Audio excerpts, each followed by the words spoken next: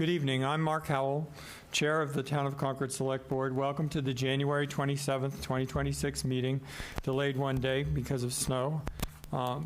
We will be meeting in hybrid format as one of our members is attending via Zoom. I'll ask the clerk, Wendy Ravelli, to call the roll. Okay, Mr. McKennett. Here. Ms. Hartman. Here. Mr. Howell. Present. Mr. Bohm.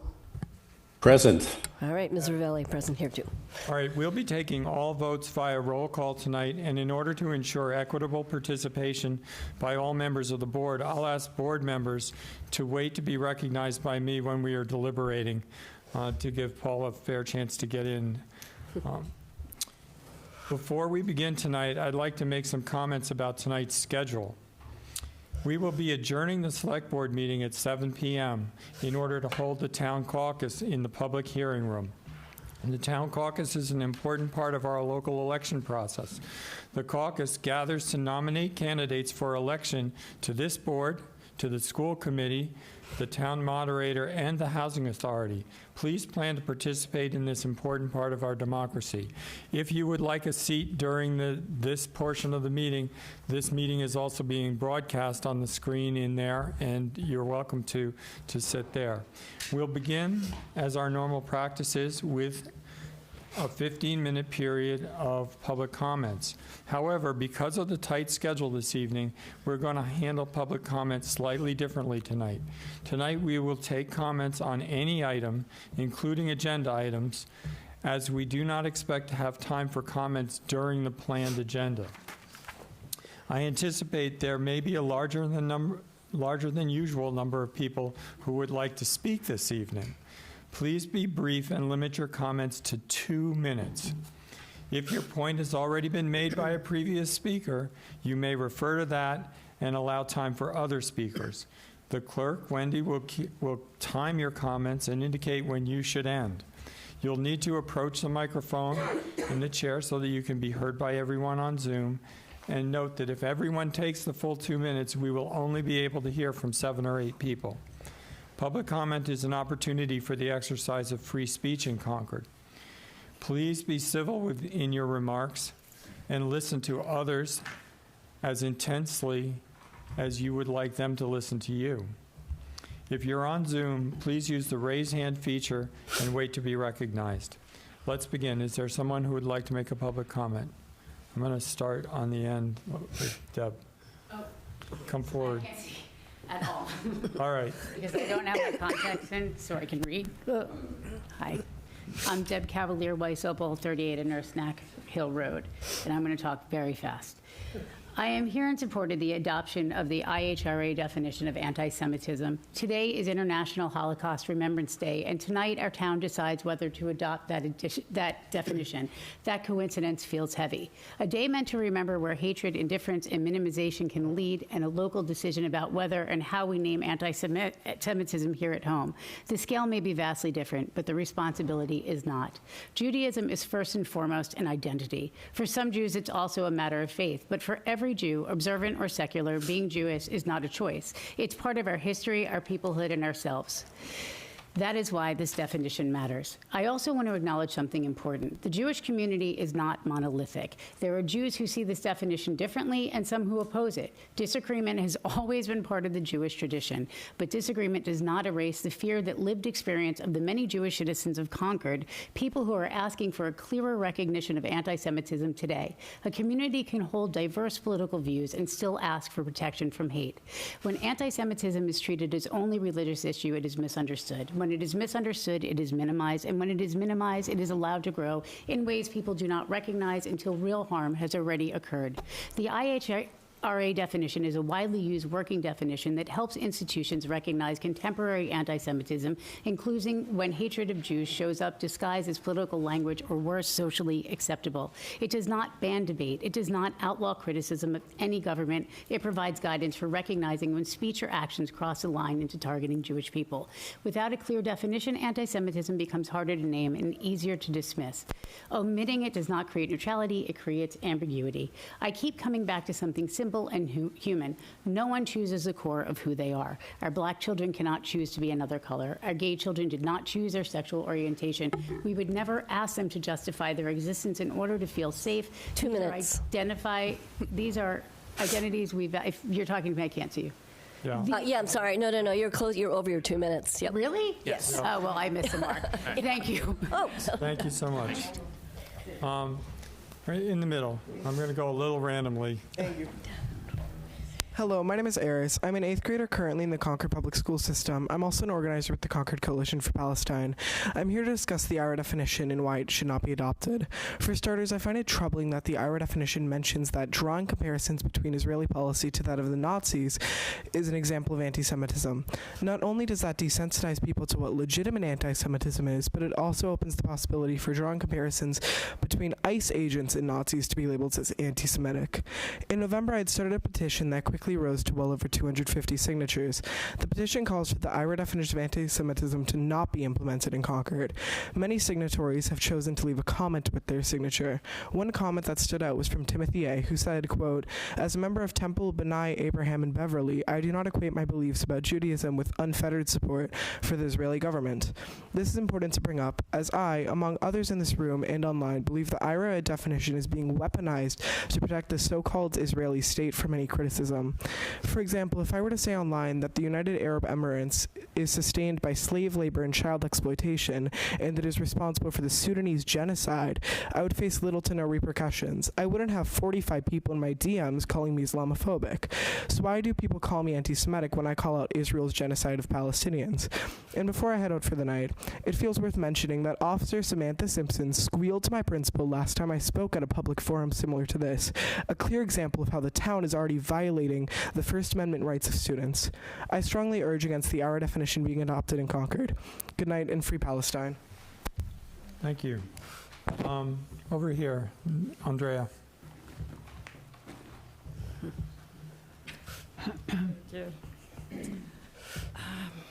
I am speaking in my personal capacity as a Concord resident to express my strong support for the revised charge, particularly... Can you give the name?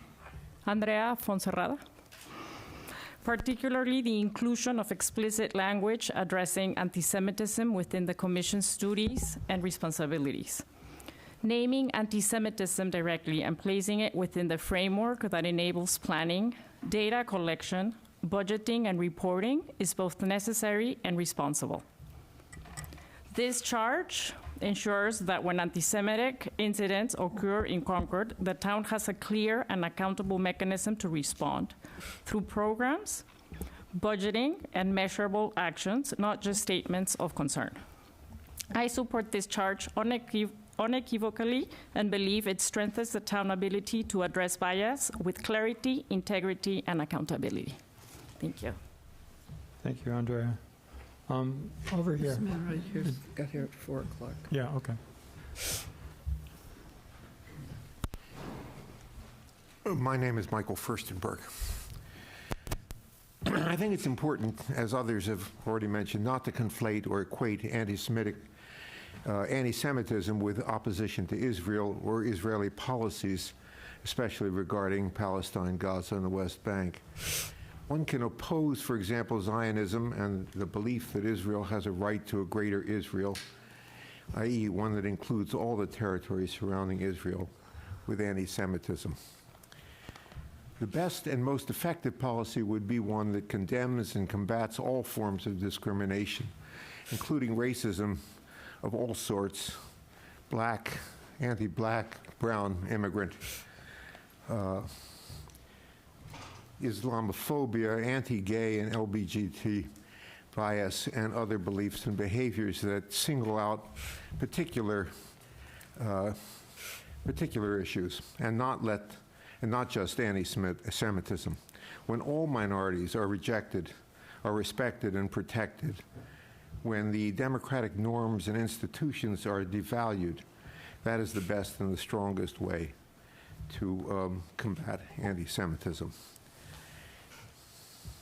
Instances of overt and covert attacks on Jewish students or Jews in general must be called out, of course, but not from the position that prioritizes Jews over other minorities. but rather one that condemns all forms of prejudice or bias. To me, the way to do this is through education and, and the culture we create and support in our schools and community, one that truly values the humanity of all. Thank you. Thank you. Thank In the blue sweater. Thank you. I'm Dan Booth, Concord resident and Jewish member of Concord. I'm going to read excerpts of a letter that was signed on behalf of 76 Concord residents, 24 Carlisle residents, and about 250 people from neighboring towns. This letter affirms the need to promote safety and belonging for all in Concord, Carlisle, including Jewish members of the community. We welcome a proclamation. And our letter also asks the Select Board to not adopt the IHRA definition of anti-Semitism, as it will harm other communities. The letter was organized by members of the Concord Carlisle Solidarity Initiative just 5 days ago and spread to people in other towns. For the sake of time, I'm just going to read a few excerpts. In recent months, social bias, discrimination, and hate have increased across our communities. We share the fear many Jewish families are experiencing and believe it is our responsibility to protect Jewish people from hatred and harm. We unequivocally reject anti-Semitism and are deeply troubled by its rise alongside Islamophobia, racism, anti-LGBTQIA+ hate, and other forms of violence and discrimination nationwide. It is precisely because we care about the safety and dignity of all our neighbors, including Jewish residents, that we urge town leaders not to adopt the IHRA working definition of anti-Semitism. As part of a current campaign to incorporate this definition into town policy, it's important to be clear the IHRA framework can be misused in ways that harm other communities rather than promote real safety and belonging for all, and that alternative equity-based frameworks to fight anti-Semitism should be considered. This is especially concerning because adopting the IHRA definition in our community would stifle free speech, chill open dialogue in our schools and community spaces, and risk mischaracterizing legitimate political expression as hatred. The IHRA definition includes examples that explicitly equate criticism of the Israeli government and its policies with anti-Semitism. Yet criticizing the actions, laws, or policies of any state, including Israel, is a legitimate part of democratic discourse and is not in itself anti-Semitic. If adopted, time. Just understood. Thank you. Thank you. Right here. Thank you. Hi, thank you. I'm Kate Malagotti, and I'm a Concord resident. And I just want to summarize this. I'm going to change it up here a little bit, but I want to summarize what has happened with Warner's Pond over the past 2 years.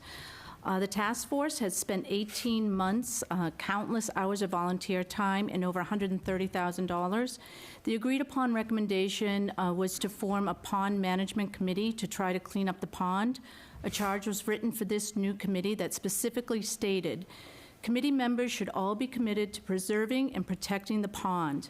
Last week, the chosen committee members were notified by email, and 2 of the proposed members have been very vocal in support of dam removal for years. This is shocking because, first of all, it directly violates the charge, and second, it was the job of the task force to decide how to proceed, and this decision was already made.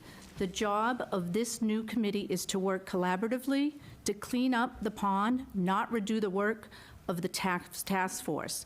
It is not reasonable to place people who want to see the pond removed on the committee, and it is not believable that these people have suddenly changed their minds about the pond. There is much work to be done in the next few years, and opposing opinions will be welcome at meetings. However, it is not appropriate to place opposition voices within the committee. Thank you. Thank you. Is there anybody here who has an issue that has not been already talked about? Okay. AJ.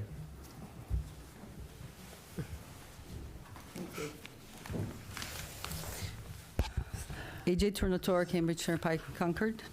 The fact that several neighboring towns, Democratic presidents and governors have adopted IRA is important to note, but it's not proof that IRA is good policy for our town. There's extensive literature to support the concern that the ADL and other institutions have utilized IRA as an effective tool to punish criticism of the Israeli government's policies. As a parent, I worry that this definition is not an effective way to address anti-Semitism, nor will it empower our teachers to teach our students to respectfully engage in civil dialogue with one another, even when addressing painful or controversial topics. In light of these worries, I'm dismayed to see our town board rush to adopt IRA in the face of evidence that many in Concord and Carlisle have raised similar concerns. Many of us are concerned that this definition will have a chilling effect on free speech, will hamper evidence-based inquiry, and even shut down the ability of some of our students to express their lived experiences and family history. Make no mistake, anti-Semitism has no place anywhere, including in our schools. I believe that there are other definitions that can effectively address this while not shutting down legitimate political speech. I'm now going to proceed to read a letter written by a Palestinian-American father with a child in a nearby Massachusetts school district.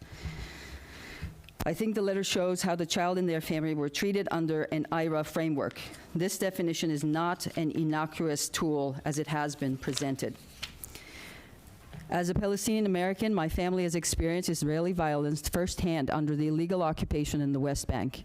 My child was disciplined in Massachusetts school for sharing his life experience, while he now will be reported to the IRA-informed reporting system when he shares that, number one, at age 7, he and I were held at gunpoint by Israeli soldiers by picking olives from a family farm near the Israeli apartheid wall. Or that our apartment door was bombed open by Israeli soldiers at 2 a.m. with 2 young children and an infant inside, despite pleas that we are U.S. citizens and that I'd open the door if they just allow me. You're Or at that we time. were detained for hours at Israeli military checkpoints across the illegally occupied West Bank, even after presenting our American passports while machine guns were pointed at us. Thank you. Thank you. We have time for about one more comment. I'll take the woman right here. Thank you.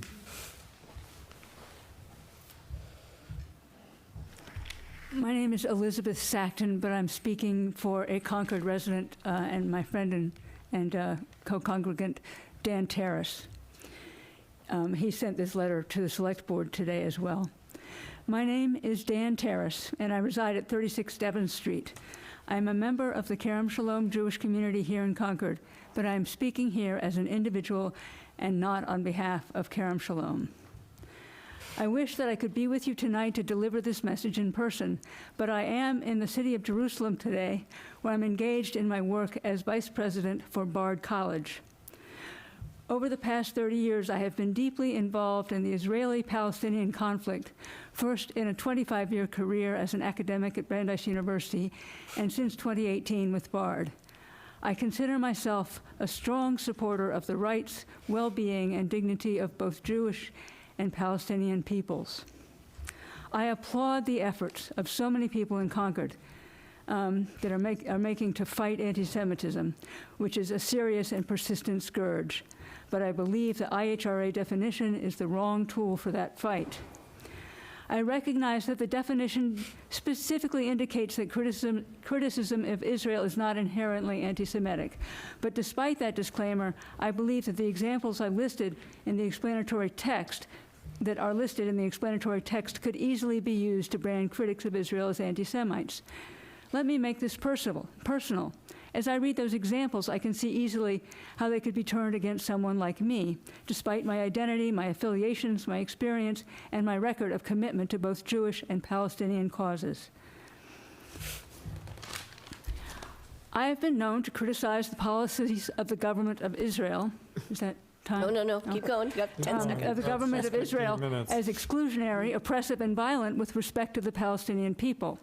It would be easy to take clips of my comments and claim that they represent, in the language of the IHRA definition, that I am claiming that the state of Israel is a racist endeavor, and That's that I 2 should minutes. therefore be, That's 2 minutes. All right. Thank you. And we do Thank have you. that letter. Yes, we do. And I would like to reassure that we have been getting a lot of emails, and I know I, for one, have been reading them all. Yep. So thank you all for coming out. We're going to proceed with our scheduled agenda. Like I said, If you want to observe the meeting, and it's being rebroadcast in the other room, so please sit down, make yourself comfortable, and participate in the town caucus this evening. Let's begin with the consent agenda. Okay. I'm not aware of any concerns over the minutes, but let me just ask whether there were any outstanding questions. I read them, they look fine. Okay, great. Paul, are you okay with the consent agenda? Okay.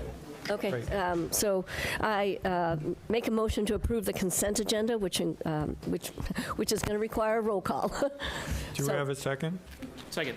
Thank you. Okay, so Mr. McKenna? Aye. Ms. Hartman? Aye. Mr. Howell? Yes. Ms. Ravelli, yes. Mr. Bohm?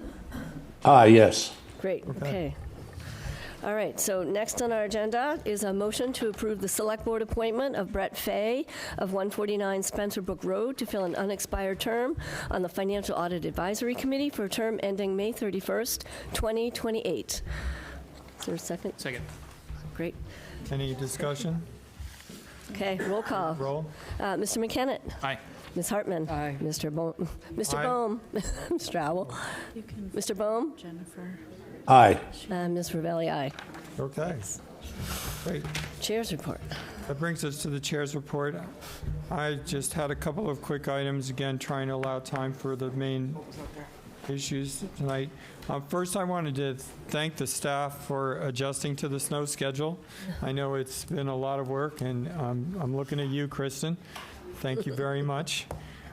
She's really moved a lot of things. We recognize that this has caused some conflicts with other events going on around town, but given that we are already scheduled to meet next week, and there's an agenda relating to goals set for that, this was the best we could do. Beyond that, we just I know some of us were able to attend the Mass Municipal Association conference, and we'll be hearing something about that. The keynote focus of that conference, delivered by Timothy Shriver, was about dignity and respect in public dialogue. And I can't think of anything that's more important these days. And I want to thank everybody for their comments tonight, because they were dignified and respectful. We're going to move on to agenda item number 6, which is the town manager's financial topics. This is the major topic for this evening, and it's a set of key financial items which we were going to take up roughly in chronological order. The first item will be a review of the FY24 audit management letter. This audit was delayed, and there were findings that we need to understand as a community as we practice our fiscal responsibility and accountability. Second, we'll be talking about the FY25 audit progress. And third, we'll be talking about free cash, which that certification is an important element for our financial reserves and our bond rating. And last, and certainly not least, we'll be looking in detail at a revised FY27 budget proposal, which will be headed for town meeting. And it outlines exactly how the town manager and her staff is working to meet the Finance Committee guideline. We'll hear from the town manager and the CFO, Jennifer Barrett, and we'll pause for questions from the board after each one of the sections of the report. Carrie. Okay, thank you, and good evening, everyone.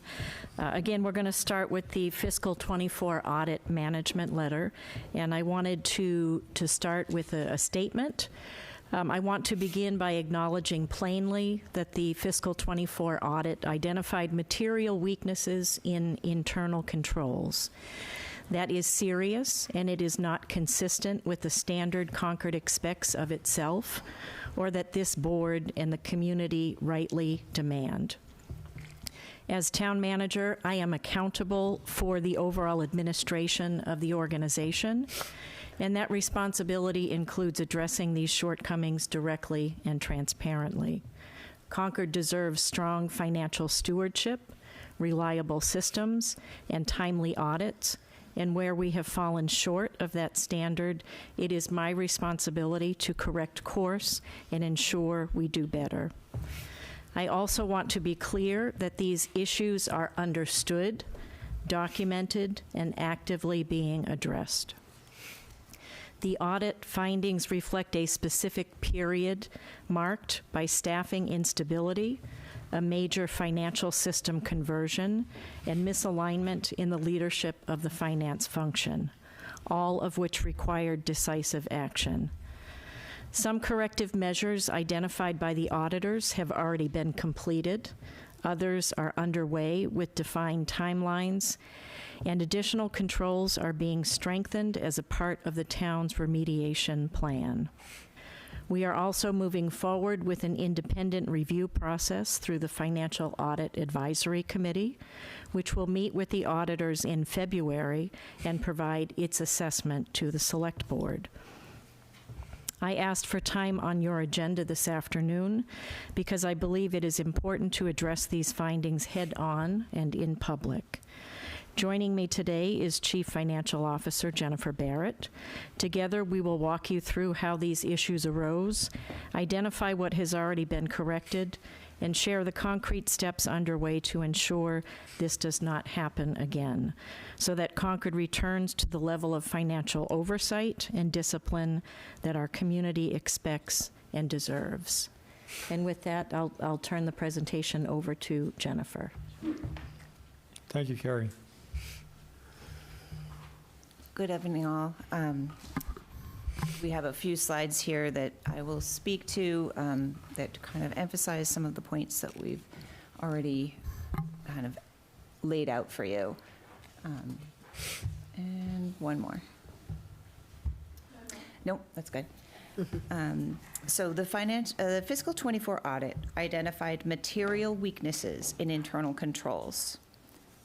The goal tonight is transparency, accountability, and direction. These findings are serious and not consistent with Concord standards. This discussion does not replace the independent review by the Financial Audit Advisory Committee. That will be taking place in about 2 weeks for phase 1. First, the FY24 audit found no fraud, misconduct, or noncompliance. The findings relate to process and oversight, not the town's financial condition. A municipal audit does not provide an opinion on the effectiveness of internal controls. However, it did identify that there were material weaknesses in internal controls. A material weakness means there's a reasonable possibility of material misstatement. It's more serious than a deficiency and signals risk and reliability concerns, not intent. Strong internal controls inhibit the possibility of risk and misstatement. The audit highlighted 4 areas: timeliness of reconciliations, cutoff and capitalization controls, budget posting and monitoring, and journal entry review and oversight. These are core accounting controls, not policy choices. Let's address each of these 4 items. From the management letter, reconcile cash and receivables on a timely basis. Effective internal controls require effective timelines and procedures for reconciling between the treasurer's cash book, the treasurer's receivables lists, and the general ledger. During fiscal year 24, the cash and receivables were not reconciled until well after year end, a result of several factors in software conversion and staff turnover. Initial delays in reconciling affected the auditor's ability to verify materials. Moving forward, we have established a schedule for reconciliations within 45 days of month end. The fiscal year 25 year-end reconciling is complete, and the first quarter of FY26 is in final review. We anticipate having the second quarter of FY26 complete by the end of next month in order to realign and maintain the new schedule. Improve cutoff and capitalization controls. At the end of fiscal year 24, there were several expenditures that were not applied to the correct fiscal year, June 2024 or July 2024. Additionally, capital projects were not identified by spending threshold and may have been misstated over or under due to timing. Moving forward, we will be providing additional communication and training around year-end encumbrances, bill processing, and project tracking. Year-end processes and procedures will be documented and available for reference beginning in May to prepare for June and July fiscal turnover. Additionally, third and fourth level scrutiny will be applied to all warrants for the months of June through July, an additional level to be sure that we capture invoice processing and asset management in the correct fiscal year. Improved budget posting. The fiscal year 2024 budget included a variance that was initially posted as an adjustment. The further review shows that an alternate budget was posted into the new Munis system, creating variances in reconciling appropriations to reporting. We believe this is a one-time posting error, but are making every effort to monitor budget postings and comparisons to actuals throughout the year. We are expecting to implement a new chart of accounts this spring with conversion either before closing or on entry into the new year. We anticipate this will assist in monitoring for all departments as well as within finance in future. Improve controls over journal entries. With the change in staffing in the accounting department in 2024, the separation of duties was lost and journal entries were not always cross-checked. We have reestablished that process, whereas all journal entries are now double-checked for accuracy by the town accountant and assistant town accountant before posting. Due to the timing of this audit, we have to keep in mind the general timeline we are working under. The audit noted conditions that existed in FY24, but the findings were released after FY25 was closed. As we implement resolutions to those issues in FY26, we consider this the year of correction and stabilization. This timeline is critical to understanding why changes couldn't happen sooner. FY24 was an outlier due to leadership misalignment, staffing instability, compounded by the challenges of a first-year close in a new financial system. As we continue to roll out new modules, we're setting up lasting processes, procedures, and internal controls. FY25 cannot be understood as a correction year. It closed before the audit findings were finalized, and while a lack of leadership continuity limited the ability to make structural changes, as a result, some weaknesses may reappear in 2025. That reflects a lag between diagnosis and correction, not a lack of seriousness or attention. FY26 is the turning point. Can you go one more? FY26 is both the correction and stabilization year because this is when information, authority, and accountability finally align. Correction begins when findings are known and leadership is in place to act. The FY24 audit documents conditions that existed during that year. We did not receive confirmed material weakness findings until November and December, well into FY26. Identification does not equal correction. This is an important distinction. Verified findings are essential before structural changes can be made. That's when durable change becomes possible, not earlier and not by shortcutting process. Until findings are verified, it would not be appropriate or effective to implement structural corrective actions. As we move forward, we have defined a fiscal year closing calendar, implemented reconciliation processes and timelines, restored a segregation of duties, and established review and escalation protocols.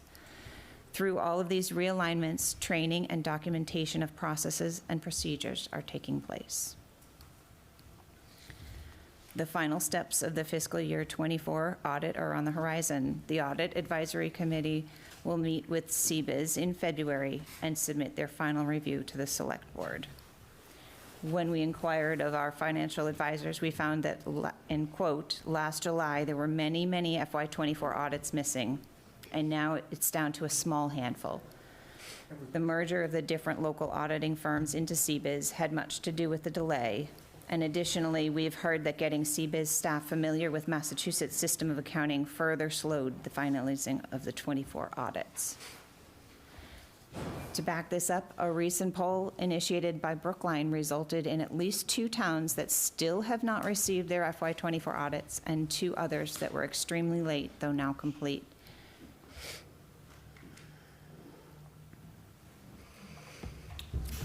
All right, so that is the material that we wanted to share with you this evening, and we're happy to take questions from the board. Okay. Do we have questions? Wendy? No, I know that, I'll just comment. I know that the audit was late even last year, and at that time, there were a lot of concerns over getting this audit firm moving faster. So this isn't necessarily a new issue, but it actually got worse this year than last year. And I know Carrie and even Ryan, I've been bugging to move this forward. So it's very unfortunate, but I'm glad that we finally got the findings. The audit is scheduled for mid-February. Hopefully, have we got that date? Is it the 11th? Is that The we confirmed? 11th is the first review date. It's the role of the audit committee to hear those results and inquire further onto some of the practices that Jennifer will speak to, and Ryan as well. So I wouldn't expect that we'd have more for the select board till the end of probably end of February, because we'll have to meet again to review the letter that will come back to the select board as we brought last year. I'll just note for those people listening, Wendy is the chair of the Financial Audit Advisory Committee, and so has the responsibility for reviewing audits on behalf of the select board through that committee. Paul, you have your hand up. Yeah, I do. Thanks, Jennifer and Carrie. So I really appreciate that we understand the problems and we've identified those and identified remedial actions, and that you stepped up to the accountability and those actions. My question is not so much on the material risk, but material impacts. Have there been material impacts to these auditing issues? And if so, how would we have detected them? Can you talk more about the impacts? I understand that these deficiencies created risks, and that's bad in itself. But talk about the impacts a little bit on these. Will we see those? Have there been any financial impacts in any of our calculations to date, budget assumptions, et cetera? To date, I don't believe there are any unsurmountable impacts. There may, we have discovered a few policies that may not have been followed, standing votes from town meetings, such as things. So we are taking corrective action at town meeting for those items that need to take that venue. Within the office, we're making any corrections that we can do internally while we are discovering where those controls broke down. And as far as material impacts, you would say that there haven't been any, or we haven't detected those, so we shouldn't expect those? Paul. I don't believe that there's any material impacts. We were able to set a reasonable tax rate for FY26, and I believe that would have been impacted if there was anything material.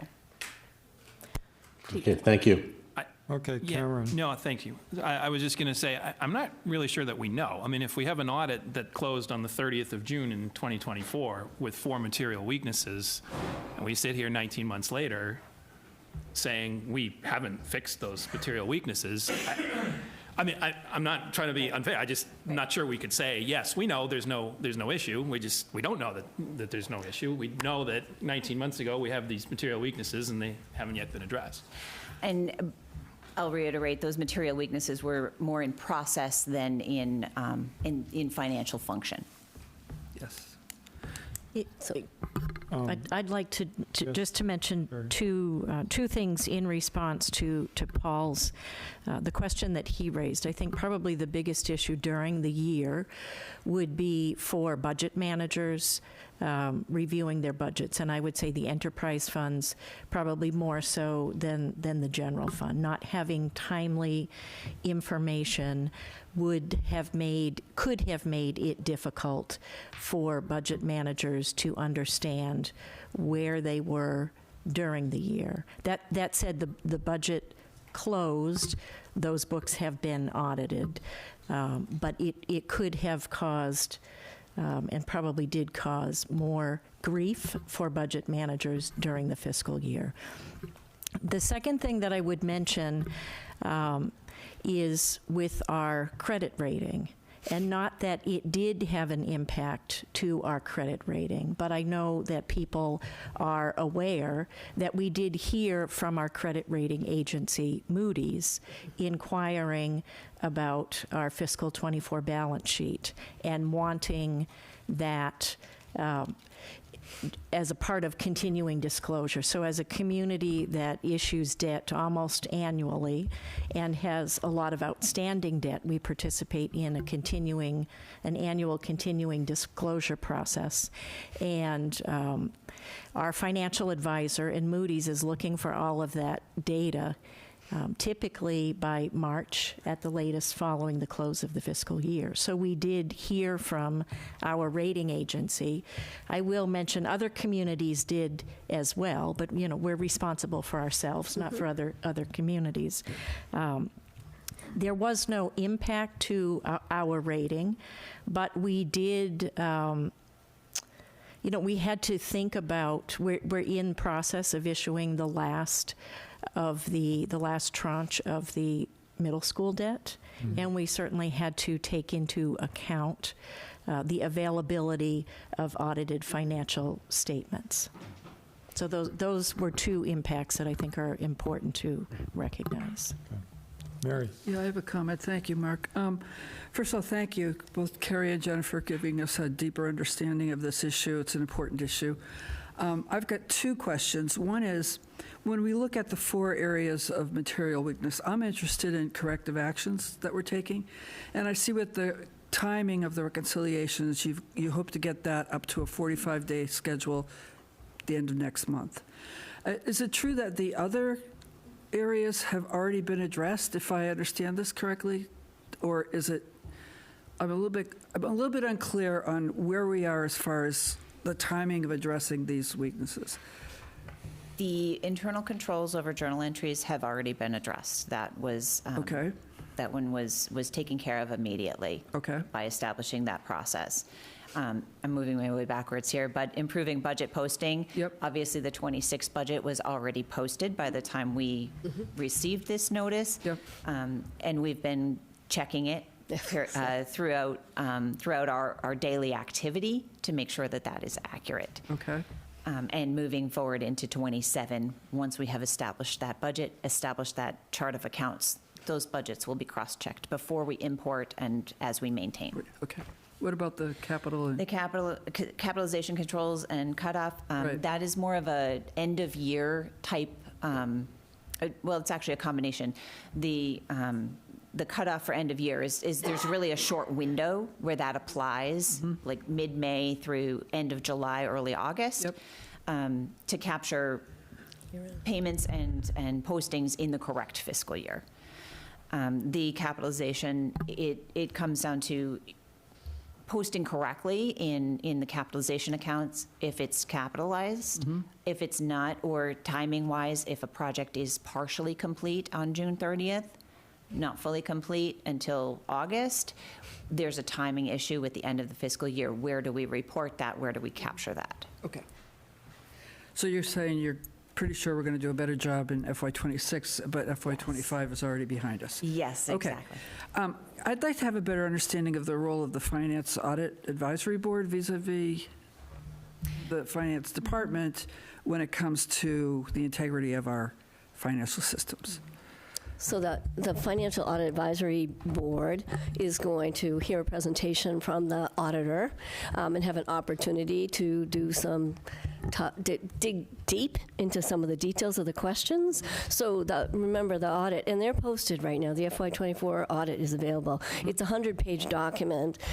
There's standard financials that are presented, but there's also a lot of detailed notes about all the assumptions that go in, assumptions and actually details like OPEB, et cetera. So there's a lot of content and detail in the audit. The expectation from the audit team, the audit, the committee, will be to ask some of those tough questions about what is the scale of impact on each of these issues. So how far off were those reconciliations? So you just heard it wasn't reconciled. Well, we want to know how often it wasn't reconciled. At what scale was it not reconciled? What have you done about it? And by the way, how are you controlling it right now?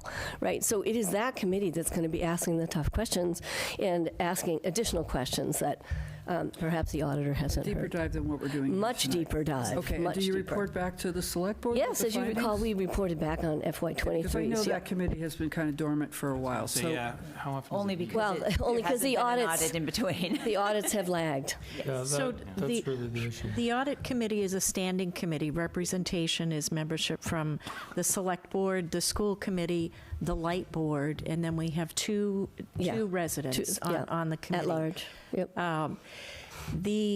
The committee typically meets 4 to 6 times a year because it receives the audits from the town, the light board, and the regional school district. It can meet as frequently as it likes, and I would expect, given where we are, that it will meet more frequently. It certainly can request periodic updates, interim updates from the CFO and town accountant. And in the past, there have been times where there have been specific items. I can remember when cybersecurity and cyber fraud was kind of becoming an issue, that there were special meetings to talk about that, and that was probably something that was noted in the management letter as something to keep track of. So the committee can meet. It's not limited to meet just once a year to review the audits. Good. The fact of the matter is that we have not had an audit with this level of findings that I can remember in sort of 20 years watching this. Right. So the reason that we're discussing this here now is because of the level of seriousness that this represents, and we're sort of front-running the Financial Audit Advisory Committee's work, but we will certainly hear from them once they've engaged with it. Good. To the best of my understanding, the town of Concord has never had a material weakness identified in a management letter.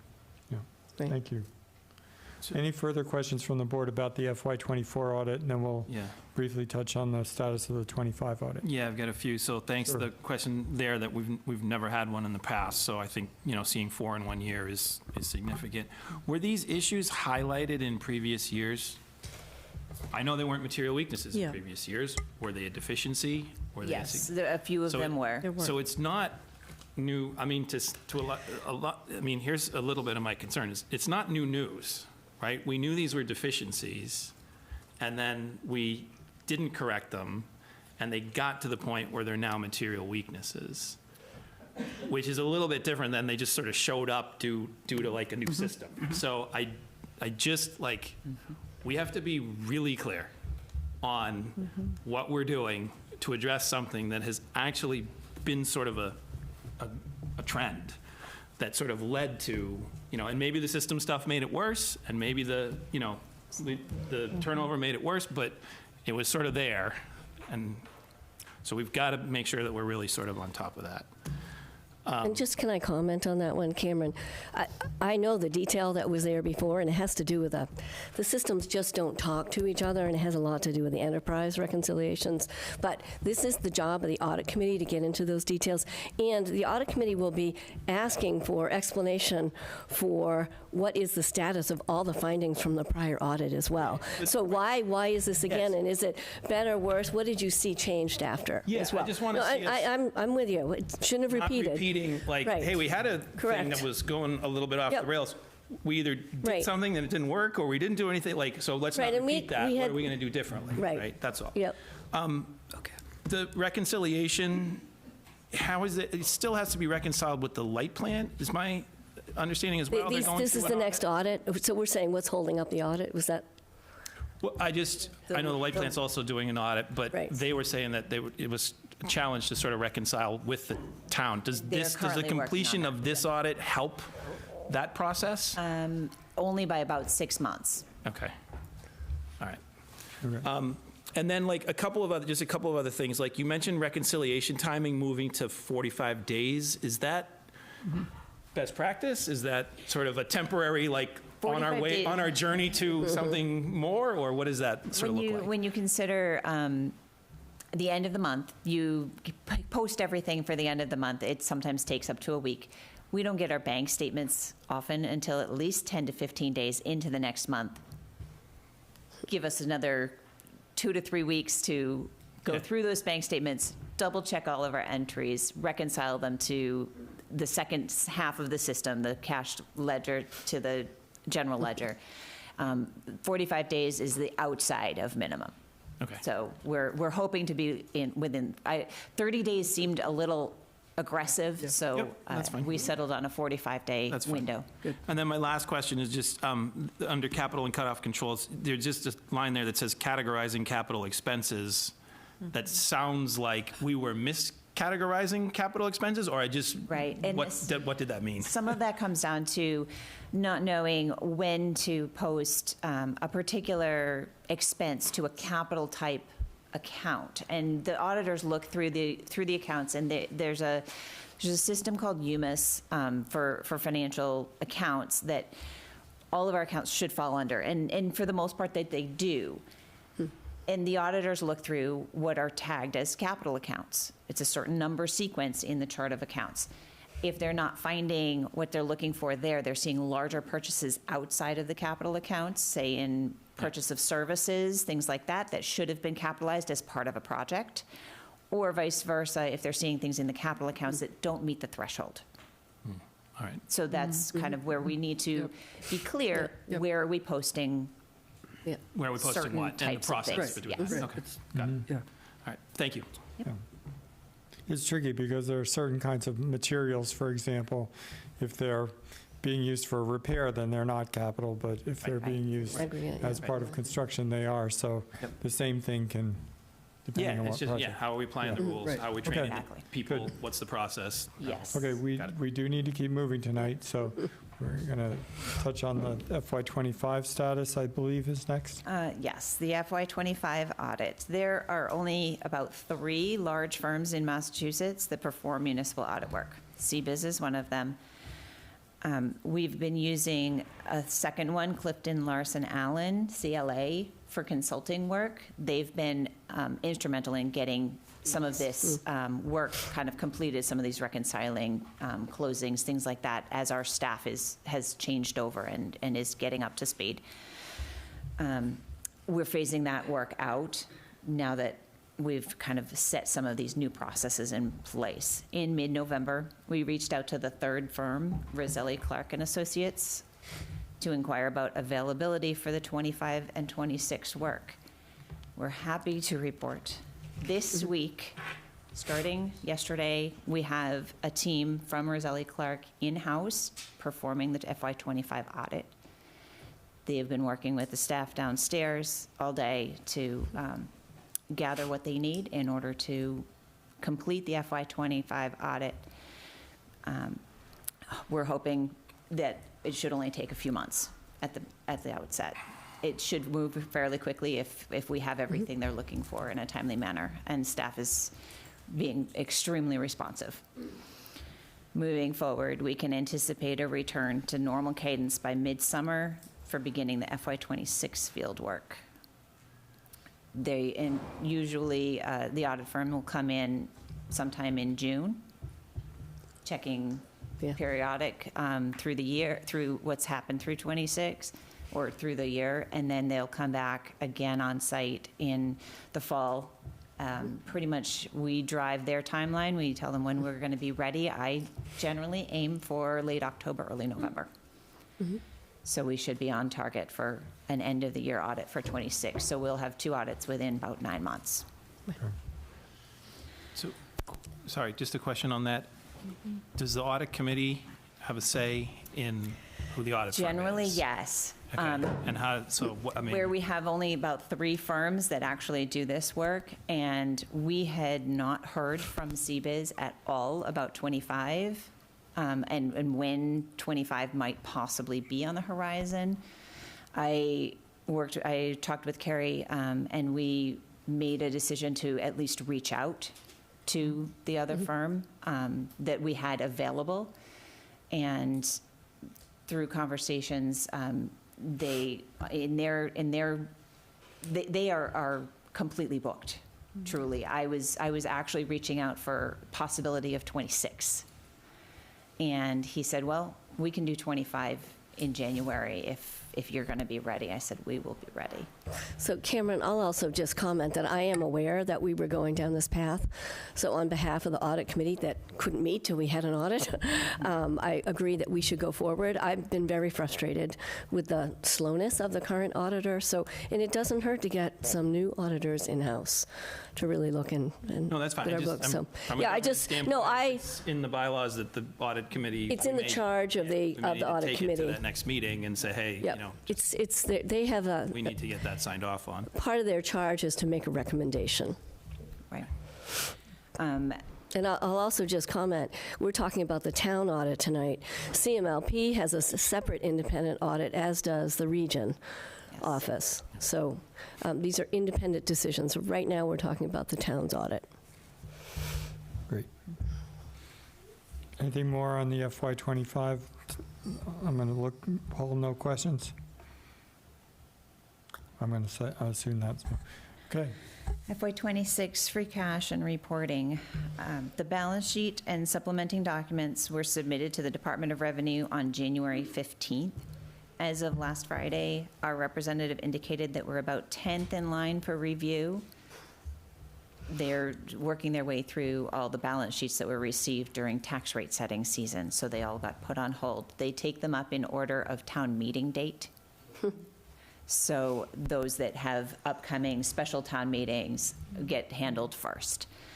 I would expect to hear something back possibly late next week for free cash certification. I'm sorry, I'm a little confused. Is it FY26 free cash? Yes. It is free cash as of June 30, 2025, available for fiscal 26 appropriation. Okay, all right, I Yes. got it. Yeah. Yes, it is our It's- money it's as of, that's what it's our money as of the end of June. Yes. That we can use for this. In fiscal FY. year. Got it. In FY26 for appropriation to Got it. 27. Thank you very much. Which you can't use, you can't appropriate till it's approved. Right. Yes. The other reporting that we do is the Schedule A. You could kind of view that as the municipality's tax return. We do a reporting of everything that was received, spent, and it kind of gives a summary for the state. And that is in progress, and that should be submitted by the end of this week as well. Moving forward, we will be working on both the balance sheet and Schedule A reporting in the fall ahead of the next audit. We usually try to get those submitted in September or October. Yeah. To go back to the budgeting point, understanding what our free cash position is really useful in the guideline setting process. And we have not had that available to the guideline setting process in the last year or two, and that creates some of what we've seen happen at the last town meeting or two. So bringing this, at least at this stage, we'll have it in time to understand going into the hearing process Yes, for this year. Okay, yes, that is the end goal. great. Okay. All right. Quick update for FY27 budget. Yeah, and there's a number of slides in the, Yeah, right. in the I'm deck. gonna say quick, yeah. Quick, well, Okay. and this was our other major focus. All right. So we're going to give you an update on the fiscal year 27 town government operating budget to date. The slide deck is being presented here at the Select Board and to the Finance Committee later this week, as well as to the leadership teams during our monthly meeting as well. So there are still some revisions to be had to the joint accounts. We don't, and we'll get into that in a minute. And the school final budgets are still pending. We haven't seen final numbers from any of the 3 schools yet either. But they are close estimates if they haven't. The documents from Minuteman still say projected. Yeah, they were. So I can't take that to say, this is our final We're trying to budget. finalize it to get into the warrant for town meeting? That's Yes. the- Yes, yes. Highlights for the agenda. So we're going to go through revenue projections, the Finance Committee guidelines, the town budget details, a quick view at the joint accounts, the capital improvement plan, and just a general financial overlook at the end. Starting with the revenue projections, the state budget early estimates are around a 4.4 increase for Chapter 70 and unrestricted government, general government aid. Concord's early estimates, just released yesterday after this presentation was finalized, show a net increase of 3.15%, primarily due to the decrease in reimbursable veterans benefits.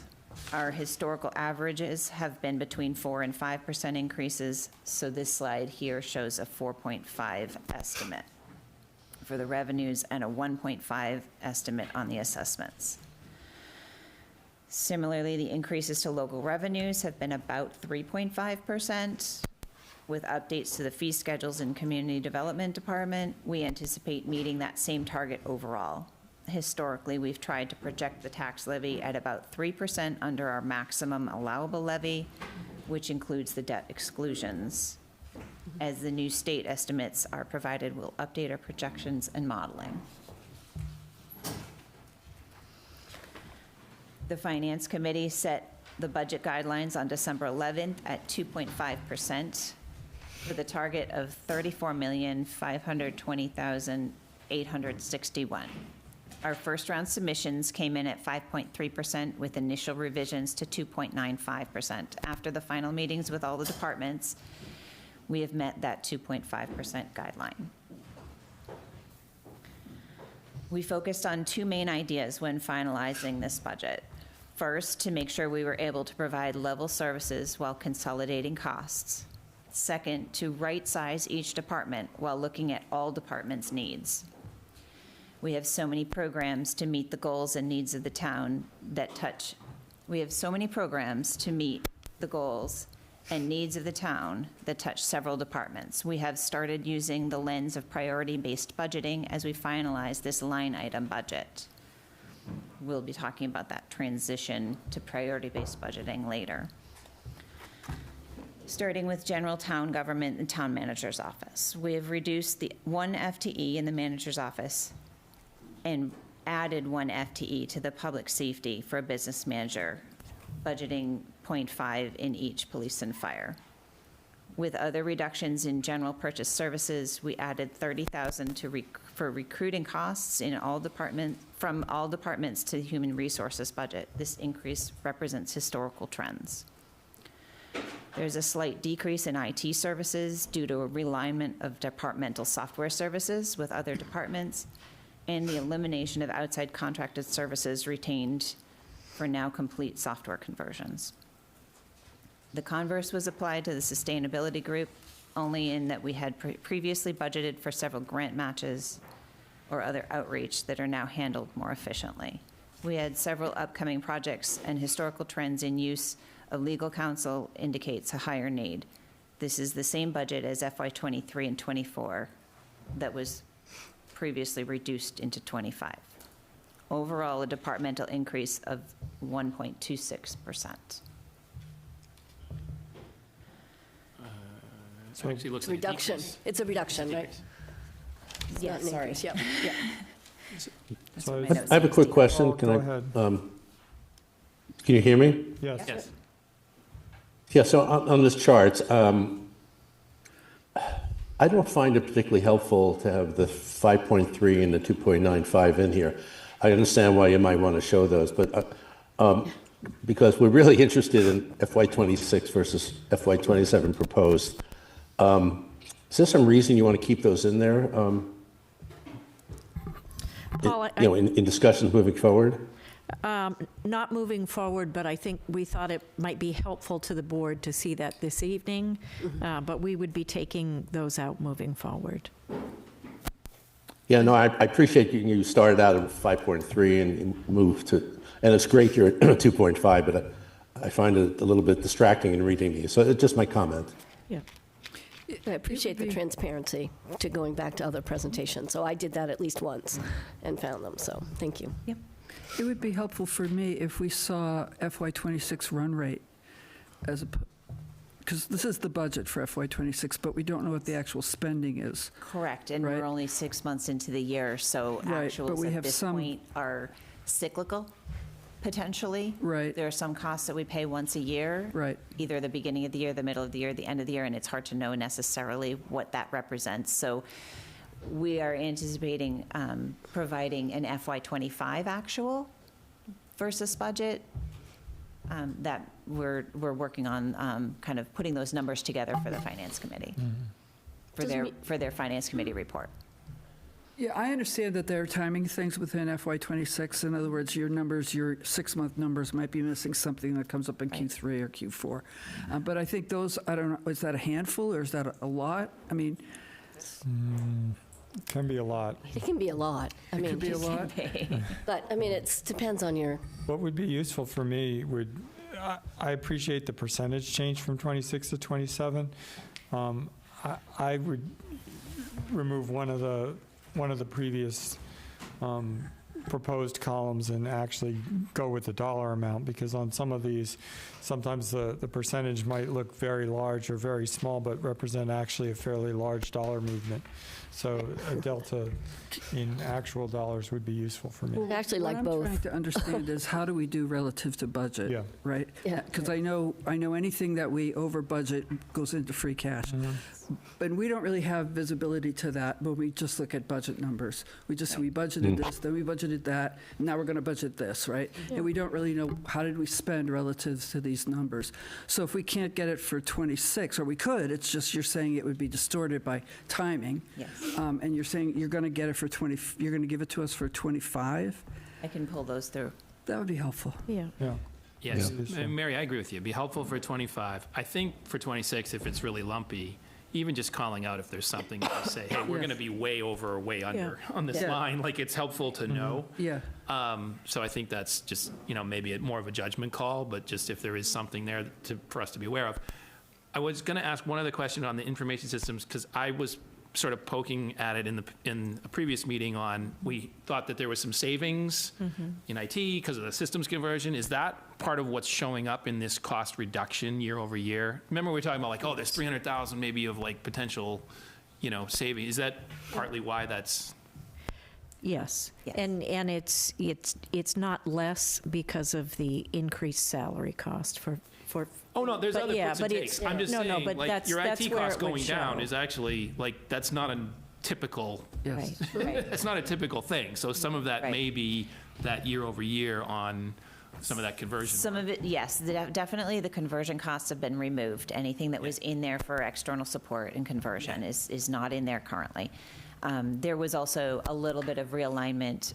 The IT budget included some specialty softwares for specific departments that they manage, and the IT department was not managing them, and it didn't make much sense to keep them in the IT department when they didn't have their hands on it at all. Okay.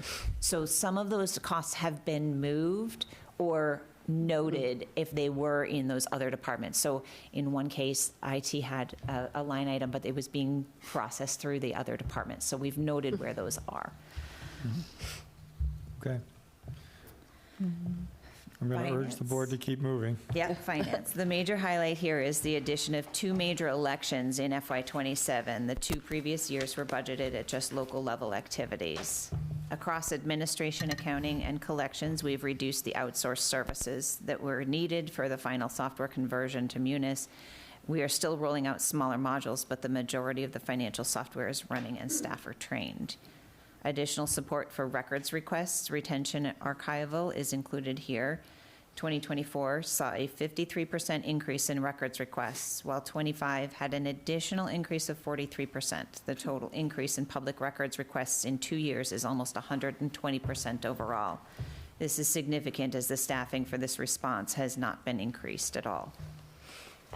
This is abatement season in the assessor's office. There are several new applications every year, and inevitably, some of those applications are brought to the Appellate Tax Board, ATB, for judgment. There are several cases currently pending. The process can take up to 18 to 24 months in some cases. Additional funds were added to the assessor's department for legal costs.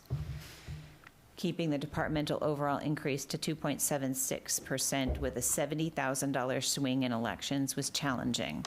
Next year, we will see a quick dip before we go into the presidential election in FY29. And what do we do with clickers?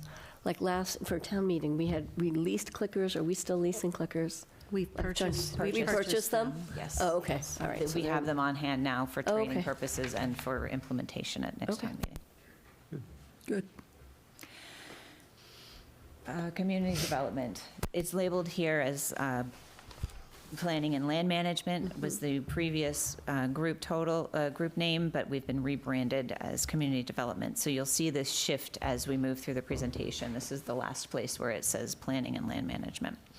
The increase in the planning division budget is due to the housing services assessment increase to $38,000, which is a significant increase, and an additional $5,000 grant match for the Mass Historical Commission grant application.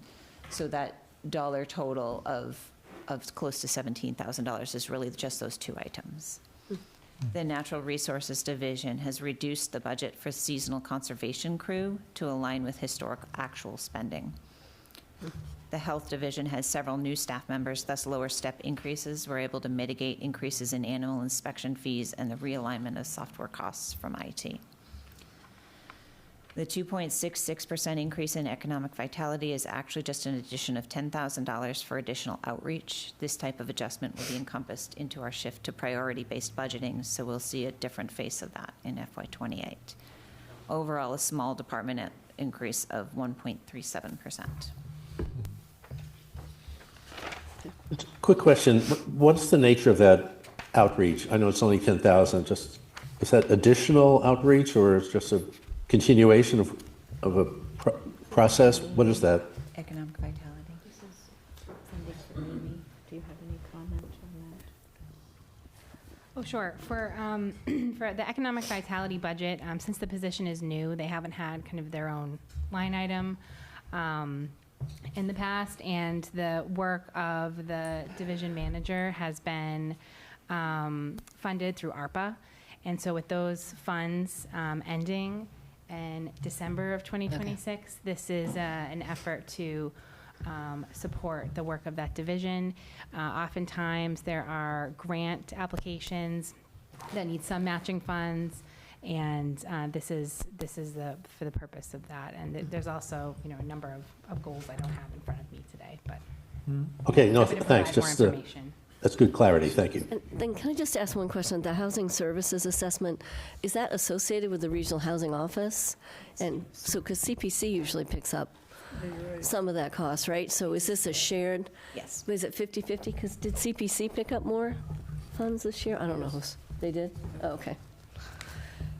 So big maybe a increase. little bit separate from the budget, so I don't want to dive deep on it, but economic vitality and tourism, I'd love to see sort of what metrics we're using to understand kind of impact, right? So increases in revenues or, increases in grant money, and just how we're sort of measuring, the return on investment. We were pretty specific in our goals. If you Yeah. go back and look at our goals, I think we had 4 lines that were very specific about ways we wanted to measure. So maybe we could go back and look at that. Right. Great point, yeah. But the grants are good. The grants are a good idea. When we meet next week and talk about goal attainment for this year, it's also a good time with this conversation in mind to think about what the goals are for 27, because as we pointed out when we were doing our goals last time, it makes a lot more sense to talk about goals when you're actually building a budget than after it's baked and adopted. Yep. Okay. Thank you, All right. Jennifer. Human Services. The library budget is increasing by staff steps and COLA with a small adjustment to materials to stay within the state mandates. Senior Services includes an adjustment of dedicated custodial staffing from facilities for the Harvey Wheeler Building. A portion of the Human Services staffing is split with Human Resources. This department includes just 3 staff and only portions of each.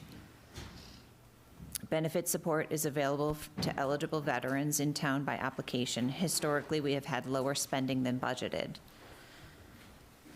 So there's a reduction in that department there.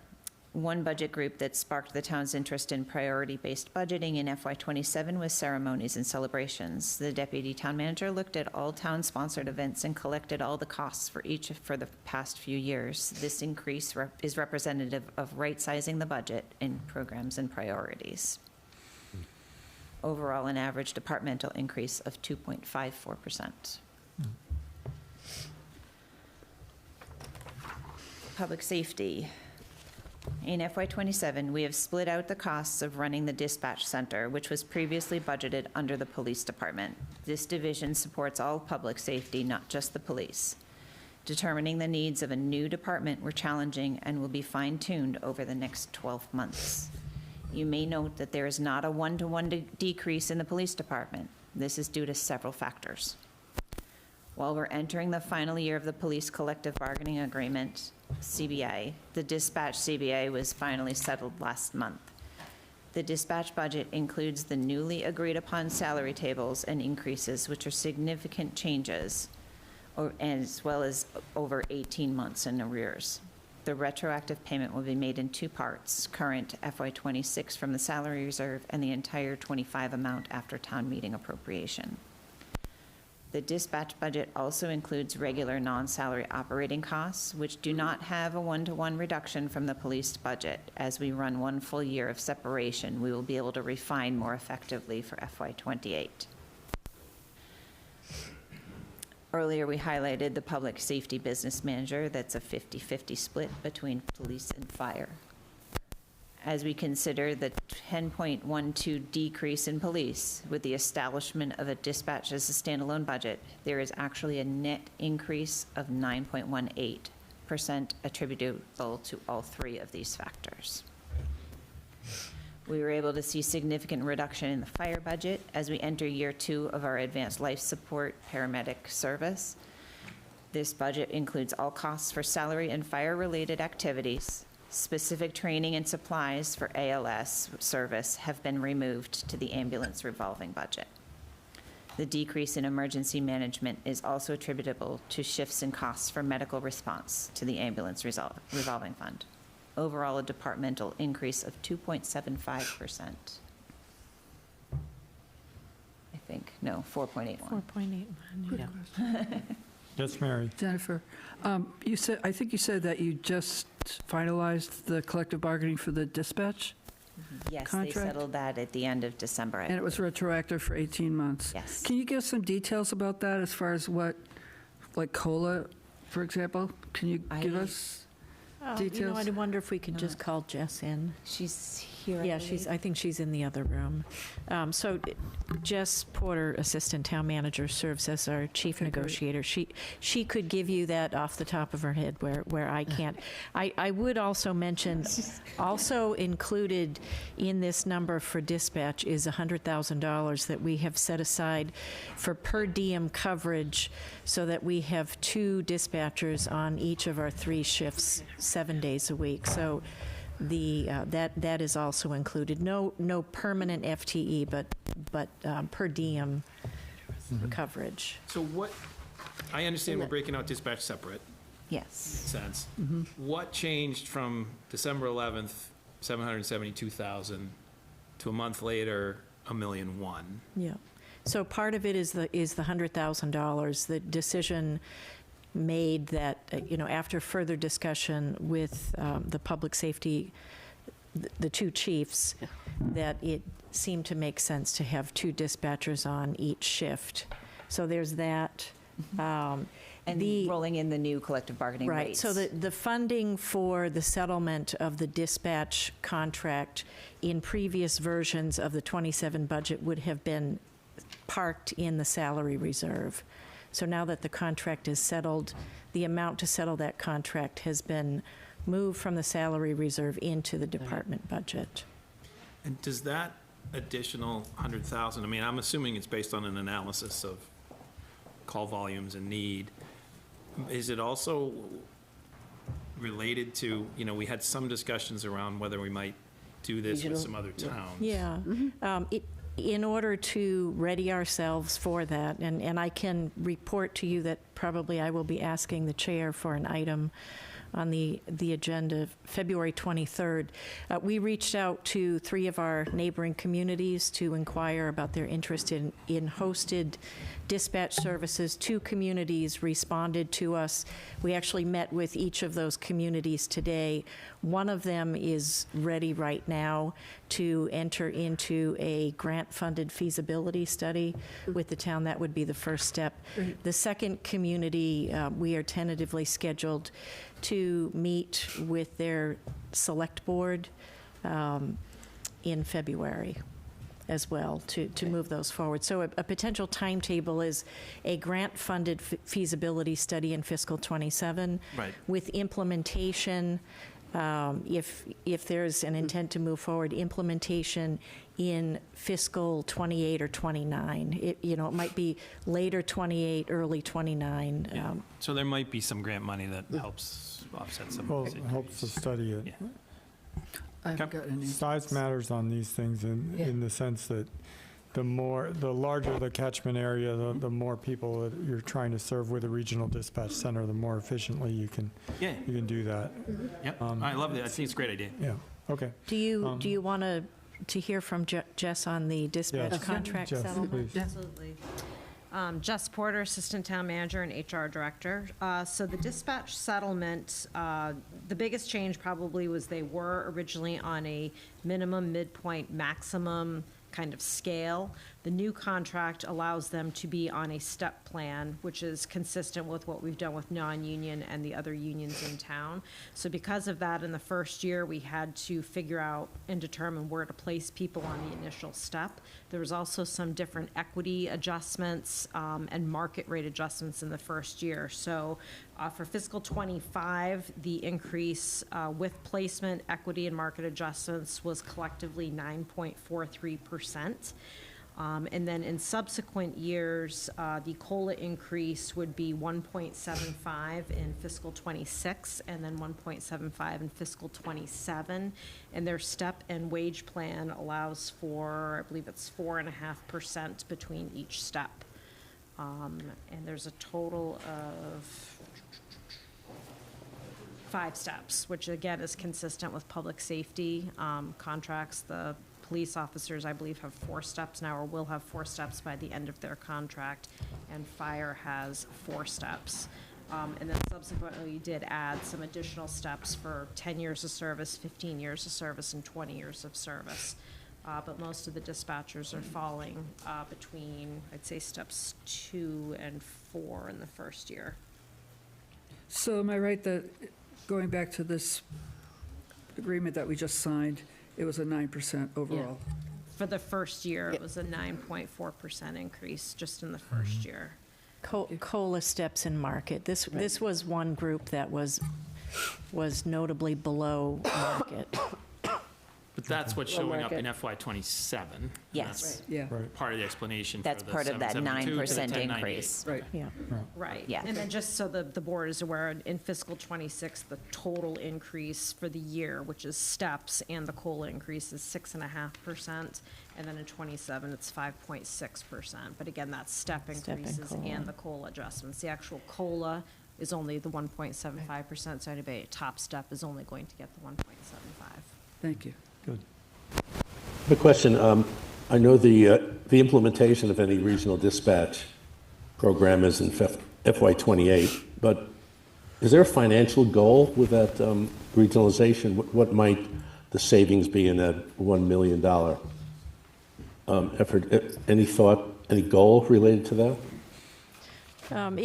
It would be very premature to talk about that, because we have not, we're familiar with our budget. We're not yet familiar with the budget set aside by these other 2 communities, so it's just too soon. Right, but per town, is that a 6-figure saving? If you can't answer that, that's fine. I'm hoping that number would be materially impacted with a regional approach. I would say that it would be material, but I wouldn't want to identify a number. Okay. And I say that having gone through this process in another community. Yeah. And I'm not Okay. sure that it would be in the budget you would see it, but you might see it in the revenues as well. So that could be Right, the trade-off. right. And then future That's true. capital. And There's future a capital. lot of grant funding for capital as well. Right. Okay. Okay, thank you.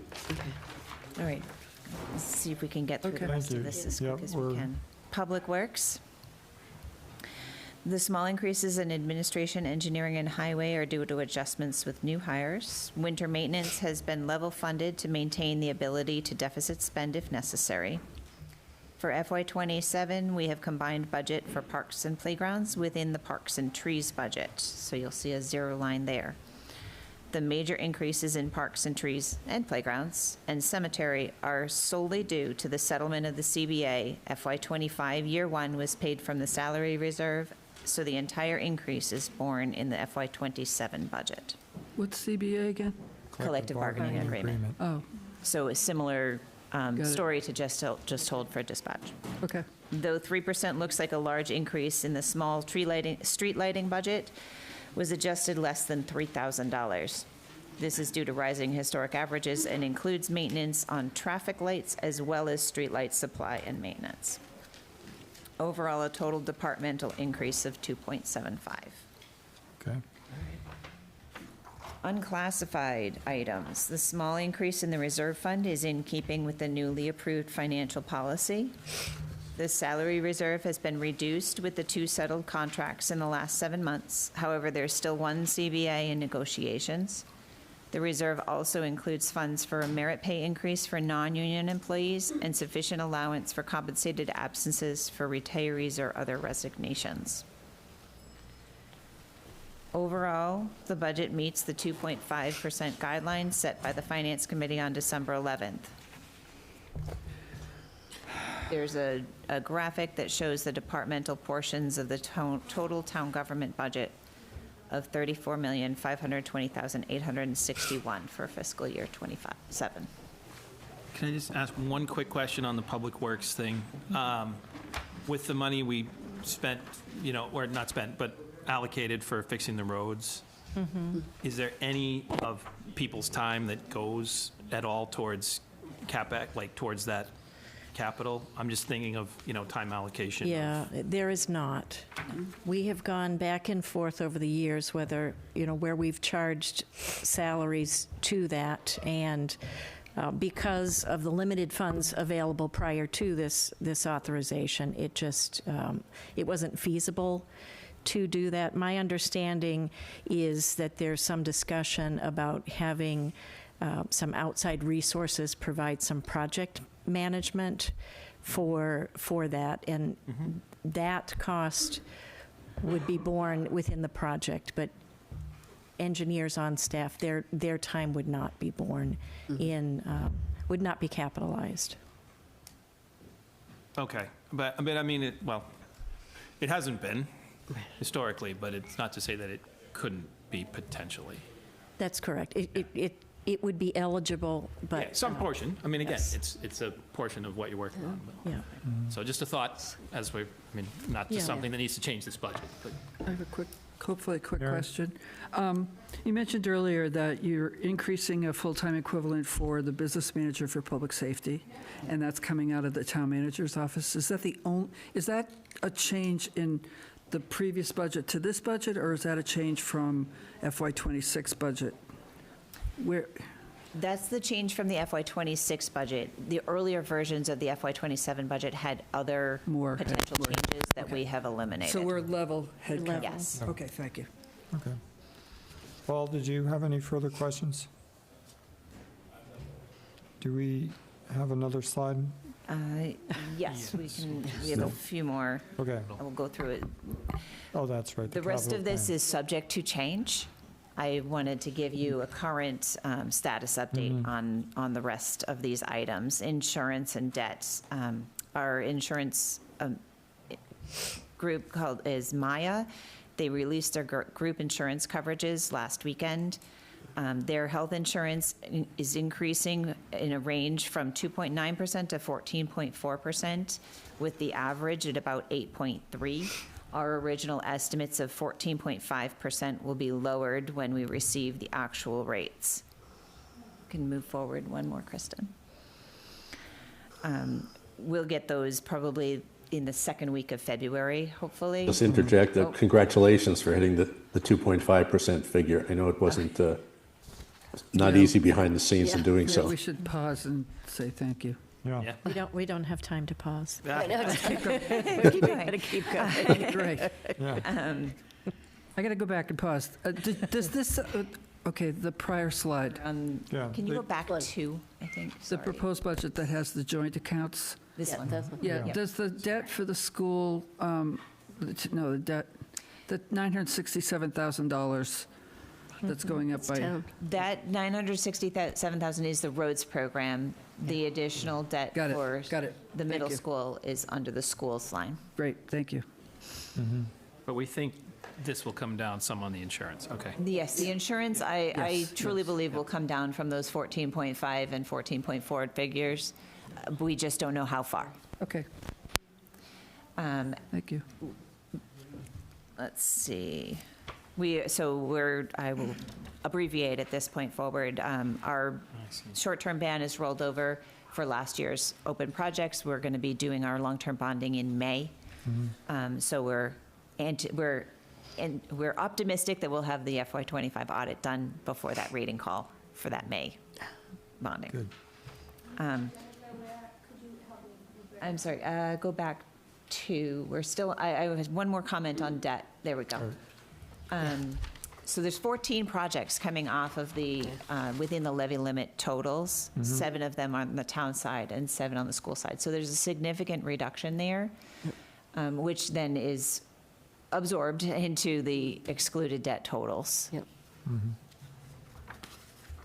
Okay, one more, there we go. Oh, So I get included it now. here, those are estimates from the schools and the joint accounts subject to change. But if you note, the budget is, it's almost about a quarter for each group there. Yeah. Okay, capital plan. There are 34 projects on the town's Tier 1 capital plan. There's several updates for hardware coming due, cyclical replacements, and 2 new projects for the finance department, funding for the codification of bylaws and the new POS system for the treasurer collector and town clerk's offices. There'll be small maintenance fees incorporated into the budget once those are fully implemented. The library is looking to make a few technology replacements, and senior services has a van on the replacement schedule. The police department's regular cruiser replacement cycle includes 4 vehicles along in FY27, along with the associated peripherals, as not all items can be transferred or are at end of life. You can move forward one, Kristen. Dispatch center needs some communication upgrades for both fire alerts and all public safety radios. This is outside of any potential regionalization upgrades for hardware or management software. On the next slide, CPW has several maintenance items. These are fairly recurring, small equipment, supplemental equipment, and ongoing planting and minor roadside safety that's outside of the scope of the roads program. Both Natural Resources and Parks and Trees requested a chipper and have agreed that sharing resources is acceptable. Concord Public Schools has requested just over $500,000 for various general maintenance projects, and this total Tier 1 comes to about 2.35% of the town's CPS and joint accounts. We do have a couple of amendments to this total list before it goes to print. We're shifting a few things around that were not captured in Tier 1 because they were funding from other sources that needs to be appropriated. So we do need to make some changes, and that will come in due in the motion under funding sources. So. Paul? Yeah, is the cemetery expansion plan, is that not going forward? That's the next slide. The next, Oh, I'm we are. sorry, Tier I'm 2. sorry, missed it. Oh, yeah, Tier 2, because cemetery expansion is Tier 2, got it. figuring Got at about $850,000, which puts it into the Tier 2 category, as well as 2 swap loaders with plows, HVAC and building repairs to town buildings, We're looking at alternate funding sources for some of these if possible, but otherwise they are Tier 2 borrowing eligible items. Do we need 2 new plows? Can we stagger them? Unfortunately, this is a regular cycle. Those 2 loaders are both nearing end of life. All right, and last slide. Overall, the FY25 budget reflects careful adjustments to align with the Finance Committee guidelines while maintaining essential services and planning for future needs. The current budget is approximately $1 million under expected revenues, which will be favorable on the tax rate setting process, as well as our levy capacity. And if the health insurance goes down, it will Exactly. flow back. It doesn't Yes. get reallocated elsewhere. It will. Gets bigger, right? The total expense budget would be reduced, again, pending Yep. Tier 1 adjustments as well as the other items in there. Yeah, and carrying the health insurance in the joint accounts like we do has no effect on the guideline. Right. Yeah. Right. No But if effect you on the look sort guideline, of but the year by total year, bottom. right? So if Yes. last year the budget went up just $7 million, going mark to your number thing, and then this year, okay, we see $5 million up now, but it may come down a bit, Yes. right? Good story from where it was the previous Exactly. year. Okay. Yeah, All right. great, it's a lot of work. Thank you. It is. Thank you. Thank you. Yes. Thank you, Jennifer. Very comprehensive. Yeah, No, seriously. Yeah, Thank you. no, I hope it was helpful. It was. it was, definitely.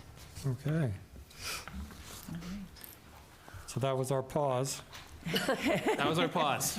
Sorry. What's next? I'm on my way We're to going, assessor's. All right, so we're going to move on into the discussion of the update on anti-Semitism and bias initiatives. And I had a couple of introductory comments. At tonight's meeting, I'm bringing the DEI Commission charge for a final discussion and vote. We also have the proclamation opposing anti-Semitism to discuss. It's important that we move ahead with the work that's outlined in both these documents. And I want to thank the members of the board who contributed to the documents. Carrie and Cameron in particular, thank you for the work on the proclamation. And I think that first we'll handle the DEI Commission charge.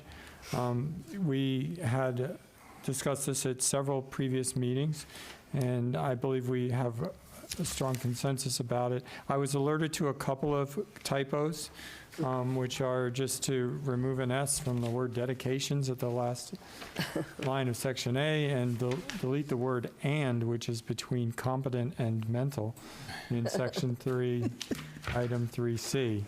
Are there any other comments or changes from the board of the DEI Commission charge? Yeah, there are, for me. So, and I don't know, I printed this up. I don't know if I can hand it out to just the select board. I guess, Paul, I won't be able to.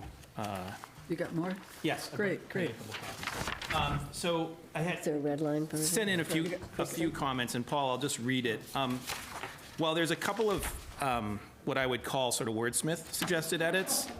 The main thing I would like to point out from my perspective and a proposed change from me is if you look at Section 2, the sort of purpose of the charge, and it's specifically around diversity, because I think the way it's written is not actually a definition of diversity. So the charge as it's written says diversity refers to population groups that have been historically underrepresented. I think that diversity refers to everybody. And so my proposed change is, as you can see here, is to say diversity is the presence and acceptance of differences, including but not limited to race, ethnicity, religion, disability, et cetera.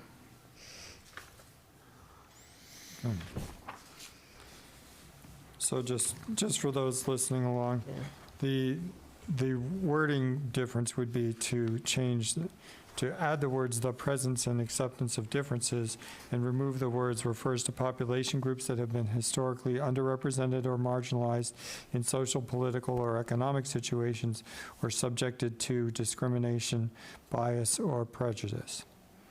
And then on with including but not limited.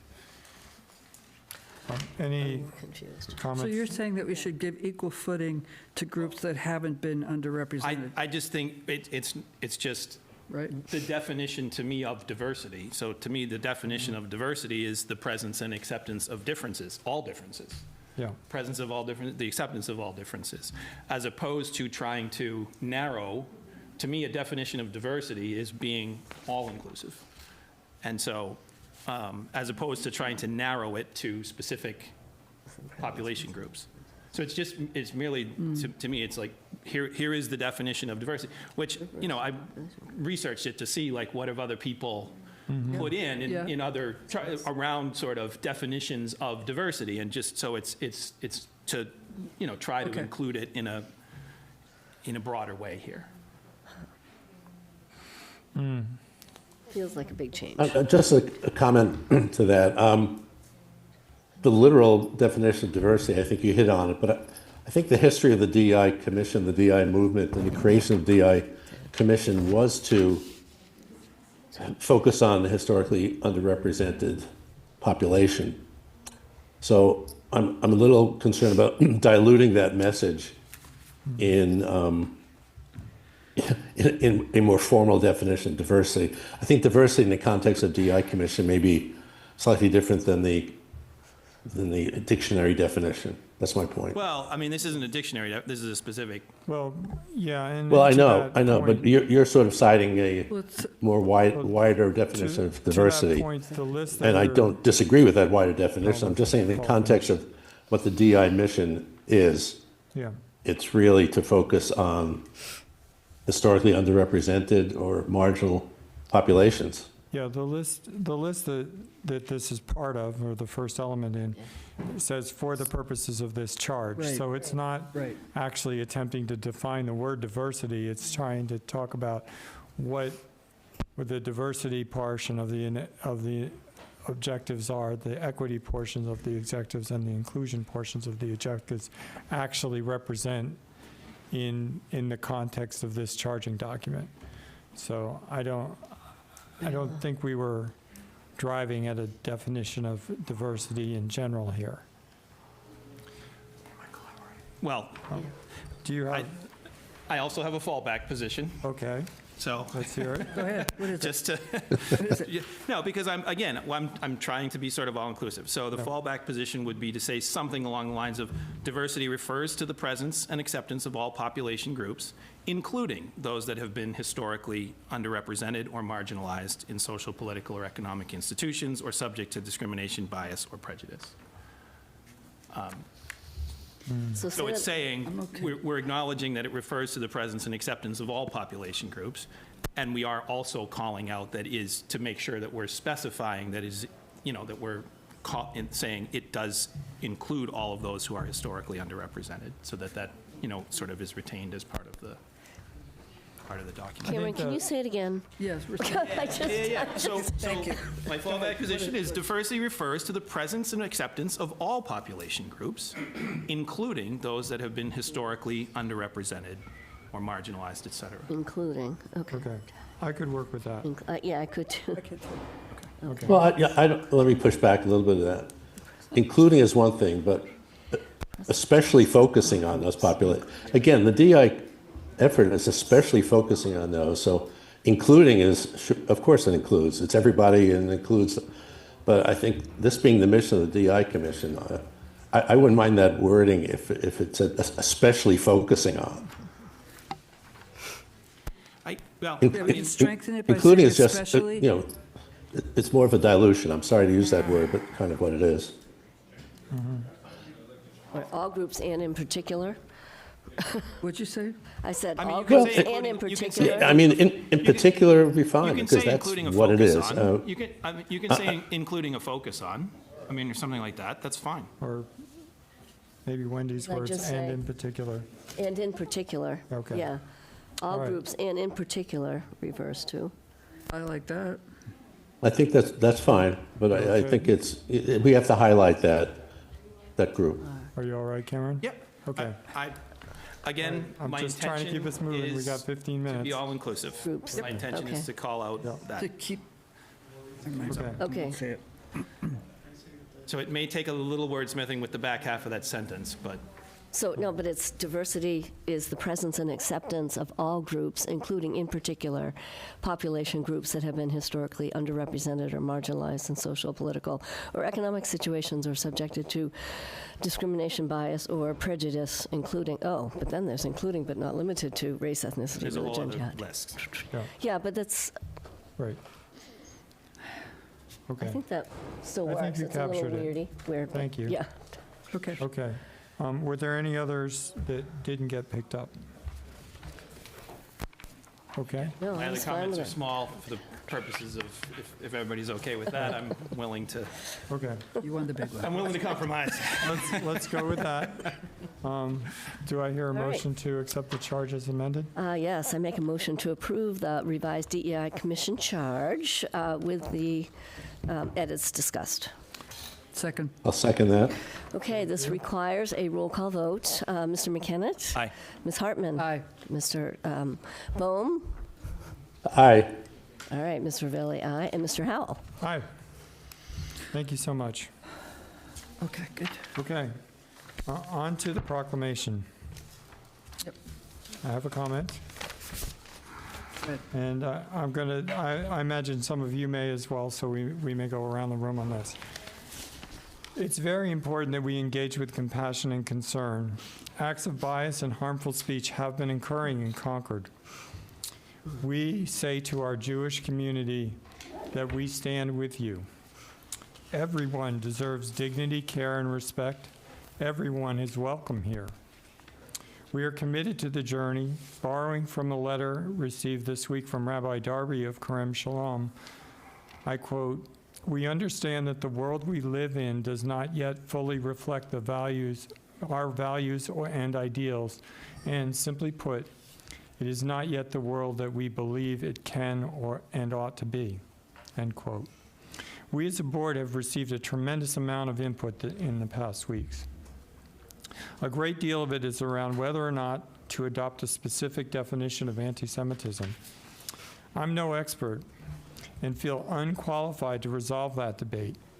The question I'm asking is, can we get started on the work, teaching our children to respect all people and to disagree without demeaning, and with that work, help build a better world? Respectfully, let's agree that we are working on that for Concord now. In terms of handling the specific language, we'll start with what's distributed in the packet. Kristen has helpfully provided a modification to the last paragraph to recognize that we are taking action on this proclamation on January 27th, which is International Holocaust Remembrance Day, rather than on the 26th as originally executed. And I believe that last adjustment was circulated, so I'm assuming that you guys would be fine with that. And I'm wondering whether there's any additional discussion about the charge, about the proclamation. I'll go. Yes, Mary. I'm very proud of this proclamation. I think it's simple. I think it's strong. I think the sticking point is the definition of anti-Semitism. And I'm a woman who's not a Jewish woman. And I feel kind of awkward and sometimes even hypocritical in trying to define what anti-Semitism is when it's not been part of my lived experience. But I am a member of the select board and I have to listen. And I'm listening to what people in the community are saying. What I'm hearing from most letters, what I'm hearing from my Jewish neighbors is that they support this definition. And I know it's not supported by everybody, but I believe it's supported by most people. But I think if we can get beyond this, because what we're really trying to do here is change behavior, so let's make this proclamation. Let's be proud of the work that we've done together, and let's move to change our behavior. Paul? Yeah, I think the proclamation is well written, and I'm mindful there's more in the proclamation than the definition of IHRA, which has become a focal point. I personally appreciate the emails and the conversations in support of, and those expressing concerns about the wording. I appreciate all those comments. I do believe that, courtesy of Kerry and Cameron and with other comments from the select board that is carefully written, drafted, and represents the select board's opinion here as representatives of elected officials. And I said it's been carefully reviewed and vetted. Importantly, this proclamation has been received overwhelming support from Concord citizens, including overwhelming support from Concord's Jewish community, of which I'm a member, and of course of the Jewish faith community as well. So that overwhelming support, not universal support. I think somebody said earlier that you get 2 Jews in a room, you're going to get 3 opinions, and that's true. I mean, not everybody will agree, but I think the proclamation includes support for the adoption of the IHRA definition. And there's widespread institutional support for that definition in the state of Massachusetts, the government, in the Simon Cataldo's committee, in accompanying towns. The definition itself, it's clear, and we make it clear in this proclamation that it is not legally binding, nor is it in opposition to free speech, nor is it in any way imperiling free speech. In fact, free speech is alive and well in Concord. The IHRA definition does create examples for guidance. That's all they are. The proclamation reinforces the attributes of the IHRA definition. It's simple and clear, and I think simplicity and clarity is important for us in this proclamation. So, again, I think free speech is alive and well. I think the concerns of those about the IHRA definition is sort of a worry that somehow a misuse of that IHRA definition might curtail free speech, but there's nothing in the definition itself that precludes free speech. In fact, it explicitly says criticism of Israel is fair game. So I would urge the select board to support and adopt the proclamation as it's drafted. I think it's well considered, well supported, and I think we ought to move forward on it. Thank you, Paul. Cameron? Yeah, I mean, I just would add a couple of things for additional context. We did look at, Carrie and I looked at what a number of other towns in the area have done. So, studied about 8 other things to understand sort of language and approach. And just, we want to do what we think is right, but it's also helpful to see what else is out there. So, did some of that investigative work. I just want to thank Kerry for taking a lot of this on, right? We worked together, but she did a great job in sort of pulling this together. And I just, again, regardless of how people may feel about some of the specific words, I just want it to be clear to everybody here that we're trying to do the right thing, and we're trying to do something that is meaningful, and that, we care about making sure that the people of this town are, all treated well and treated equally. So. So, Thank you. Mark, I just want to share, and I don't want to repeat everything that everyone else said. I just, I want to thank everyone who wrote to us. People are very passionate, and I learn a lot through those letters. I agree with many of the statements that have been made, that it is our job to represent what we feel the citizens of Concord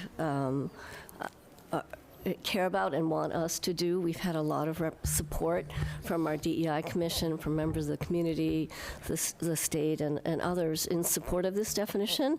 And I'm definitely in support of the definition. I think some of the modifications that we made to the proclamation help add some clarity to the definition, and I think that's very helpful to the community. So thank you all for all your comments, and for Cameron and Carrie for putting this together so thoughtfully. As I said at the top, there's real work to do here in Concord. We could have a lot of discussion about definitions, or we could be doing that work. Right. So let's do the work. Here. So Mark, just to be clear, because I'm not in the room, so we'll be voting on the proclamation that's in the packet with the modification for that last paragraph? As soon as somebody makes a motion. Yes. So moved. Okay. just want to make sure what we're right. talking about. So moved. Sorry. I'm going to make a motion to approve the proclamation affirming the town of Concord's commitment to opposing anti-Semitism, adopting the HIRA working definition of anti-Semitism, and promoting a welcoming and inclusive community. Second. It's a roll call vote. Mr. McKenna. Aye. Ms. Hartman. Aye. Mr. Howell. Aye. Mr. Bohm. Absolutely, yes. Ms. Ravelli, yes. Thank you. Thank you very much. Are Thank we you, reading everyone. the proclamation? Yes. Yes, we Yeah. should. Okay. You got 5 minutes. Hope you practiced. All right. Get 5 Wait, we minutes. just need a drink. Do you want a clean copy? You have a mark. You have the red one, don't you? I've read one, but This it's the definition same. will permanently hinder free speech. I'm ashamed of all of you. All right, so it's a proclamation affirming the town of Concord's commitment to opposing anti-Semitism, adopting the IHRA working definition of anti-Semitism, and promoting a welcoming and inclusive community.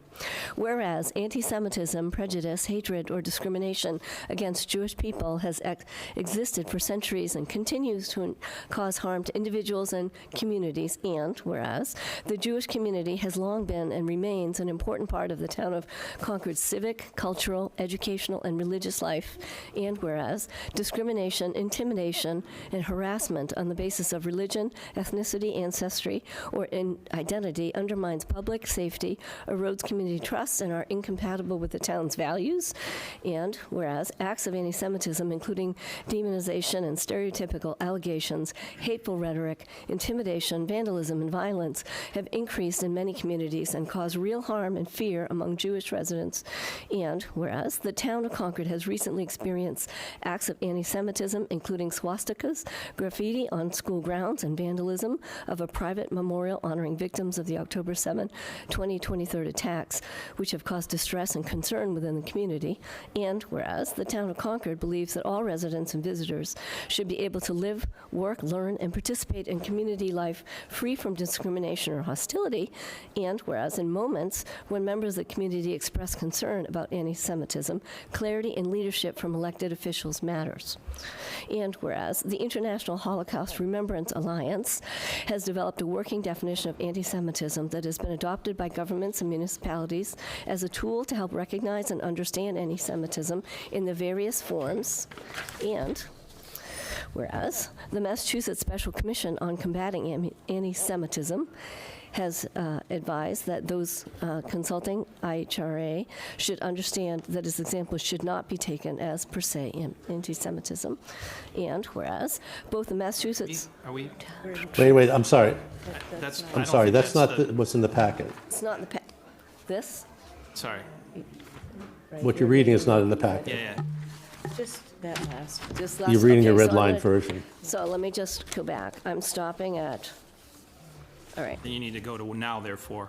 All right, so sorry. Now, therefore, I apologize to everyone. I have the wrong copy in my hands. So now, therefore, we, the Select Board of the Town of Concord, Massachusetts, on behalf of Concord's employees, committees, community partners, and residents, do hereby condemn anti-Semitism in all its forms and reaffirm our commitment to foster a welcoming and inclusive community where all people, regardless of faith, background, or identity, are treated with dignity and respect. For purpose of education, awareness, and recognition, the Select Board hereby adopts the International Holocaust Remembrance Alliance working definition of anti-Semitism with the understanding that this adoption does not create new legal standards, enforcement authority, or limitations on constitutionally protected speech. We further encourage education and awareness to help residents recognize and reject anti-Semitism and other forms of hate, and we encourage anyone who experiences or witnesses harassment, threats, or suspected hate incidents to report such matters to the appropriate authorities. Proclaimed the 27th day of January 2026 in advance of International Holocaust Remembrance Day, a time to honor the memory of 6 million Jewish people murdered in the Holocaust, and to reaffirm the responsibility of all communities to confront anti-Semitism and hatred in all its forms. Thank you, Wendy. Select. Just a question, should the proclamation be since today's the 27th of January, not the 26th? Yes, it is the That's what she 27th. said. Right. Yeah, and should be on International Yeah, Holocaust it said in advance, yep, you're right. Okay, And on, right. The 27th. Okay. very good. Thank you. Just in terms of completing our agenda for this evening, the next item was a brief review of town meeting articles. In the packet was the solicitation bylaw updates, which is there for reference. I will just note that I believe there are 52 warrant articles on our list now. There are 4 citizens petitions that have been submitted, a rooftop solar bylaw, a Revolutionary War monument petition, a proposed composting ratepayer plan, and a Vision Zero policy for Concord municipal roadway projects are in addition to what are generally routine. Is the door-to-door solicitation going to be on the warrant? Yeah, it should be on. Yes. It's on the warrant? Is that why it's? Should be. I'm confused why that was in our packet. Yes. Is that an article? Yeah, it looks. That is one, it's on the warrant and one that we asked at the last meeting to have Right. the select board sponsor. Oh, we're sponsoring it. Yeah. Good. Yes. And we can talk about it at It's an update to another make it current with law. We have Guess to I have a should read it. discussion on it, yeah. Okay. All right. I'm sorry, Mark, where can I find those articles, the list of those warrant articles? They're not, it's not not available. available just yet. Yeah, Shannon Okay. and Carmen are working on a proposed numbering, and next week we'll be talking about Right. them in more detail. I just wanted to quickly announce that, as it is 7:02, and unless somebody has something very urgent about the liaison reports, Nope. I'm going to suggest that we adjourn. Motion to moved. adjourn. So this has to be a roll call vote. Second? Second. Second. Oh, second. Okay, Mr. Sorry. McKenna. Aye. Ms. Hartman. Aye. Mr. Howell. Aye. Mr. Bohm. Aye. Ms. Ravelli, aye. See you at the caucus. Thank you very much, everyone. Thank you. Thanks.